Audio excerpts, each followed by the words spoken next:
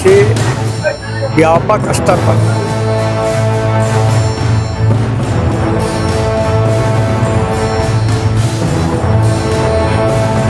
नमस्कार, मैं प्रियंका सिंह और आप देख रहे हैं आपका अपना news channel TV first. EOW की जांच अब अंतिम चरण में पहुंच चुकी है। आरोप है कि समिति और प्रॉपर्टी डीलिंग एजेंसी की तरह चलाते हुए 50 करोड़ रुपए से अधिक की हेराफेरी की गई है। हमारे संवाददाता की रिपोर्ट देखिए। जिला के बहुचर्चित अल्प आय वर्ग गृह निर्माण सहकारी समिति मर्यादित पर फर्जी प्लाट आवंटन और करोड़ों रुपए के गबन का आरोप। शिकायतकर्ता संजय पांडे के मुताबिक पूर्व अध्यक्ष विकास तिवारी, वर्तमान अध्यक्ष विपिन मिश्रा और कार्यकारी प्रबंधक मोहम्मद रहमान अली सहित पूरे संचालक मंडल ने समिति को लूटने का खेल रचा। 1970 से आवंटित कई वैध प्लाट निरस्त कर दिए गए और फर्जी सदस्यों को आवंटित कर उनकी रजिस्ट्री करा दी गई है। बताया जा रहा है कि 2020 के बाद से 500 से अधिक प्लाट फर्जी तरीके से आवंटित किए गए। पुराना कब्जाधारियों को हटाया गया और औपचारिक सूचनाएं खबरों में प्रकाशित कर नाम निरस्त किए गए। शिकायत में यह भी आरोप है कि संस्था के खाते में 1.35 करोड़ रुपए निफ्ट के जरिए ट्रांसफर किए गए और कार्यकारी प्रबंधक को चेक से भुगतान हुआ। इतना ही नहीं, ग्राम भुड़हा में 6.2 एकड़ भूमि संस्था के पैसों से खरीदी की गई, लेकिन रजिस्ट्री तत्कालिक अध्यक्ष के परिवार के नाम पर की गई। 3 साल से संस्था का ऑडिट नहीं हुआ। ईओडब्ल्यू की जांच के दौरान भी कई जरूरी दस्तावेज नहीं मिले।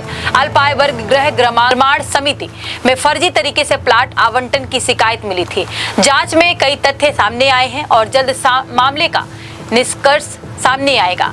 ईओडब्ल्यू सूत्र के मुताबिक प्रारंभिक जांच में कई तथ्य सही पाए गए हैं और जल्द ही FIR दर्ज हो सकती है। अगर ऐसा हुआ तो रीवा जिले के सहकारिता क्षेत्र का सबसे बड़ा घोटाला साबित होगा। ईओडब्ल्यू की जांच पूरी होते ही इस घोटाले पर बड़ा एक्शन देखने को मिल सकता है। उपायुक्त सहकारिता रीवा जिला रीवा की मिली भगत से व्यापक स्तर पर अल्प आय वर्ग गृह निर्माण सोसाइटी में भ्रष्टाचार हुआ है, जिसमें संचालक मंडल के साथ मिलकर उपायुक्त सहकारिता ने करोड़ों का घोटाला किया।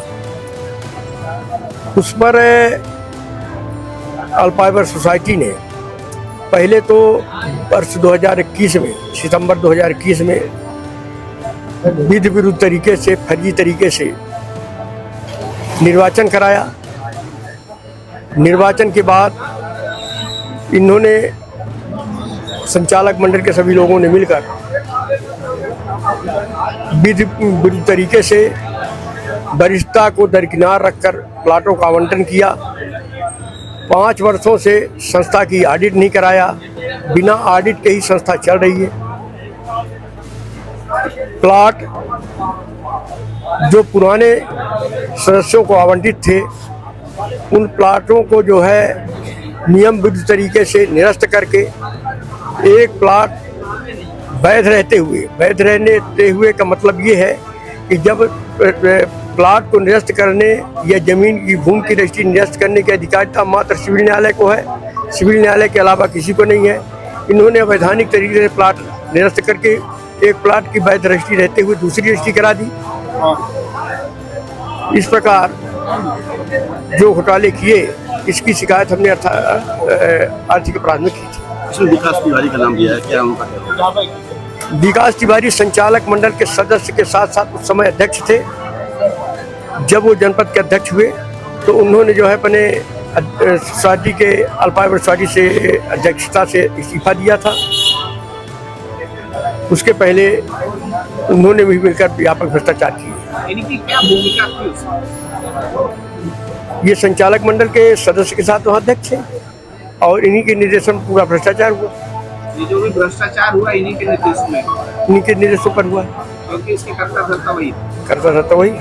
क्या उन्होंने अपने रिश्तेदारों और अपनी पत्नी के नाम जो प्लाट करवाए? अपनी पत्नी के नाम जो है उन्होंने नियम विरुद्ध तरीके से, जैसे इसमें नियम है कि शहर के अंदर ही जमीन का क्रय विक्रय कर सकते हैं। जमीन के प्लाट जो खरीदेंगे और प्लाट आवंटित करेंगे शहर के अंदर करेंगे, पर इन्होंने नियम विरुद्ध रूप से जो है शहर के बाहर रायपुर तहसील बुंडहा गांव में 12 कोठार में जमीन क्रय किया, बिना नगर निगम और ग्राम नगर निवेश के अनुमति, न बिना नक्शा पास कराए, बिना लेआउट लिए उन्होंने प्लाट आवंटित किए।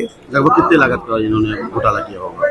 लगभग 50-51 करोड़ के लगभग का घोटाला है। अच्छा, ये जो अल्पाय वर्ग जो सोसाइटी का जो नियम है तो वो शहरी क्षेत्र के लिए है। शहरी क्षेत्र के, शहर के अंदर गरीब तबके के लोग जिनके परिवार का कोई प्लाट या मकान शहर में नहीं है, उनको संस्था का सदस्य बनाना तथा उनको कम कीमत में जमीन खरीद कर उनको प्लाट आवंटित कराना।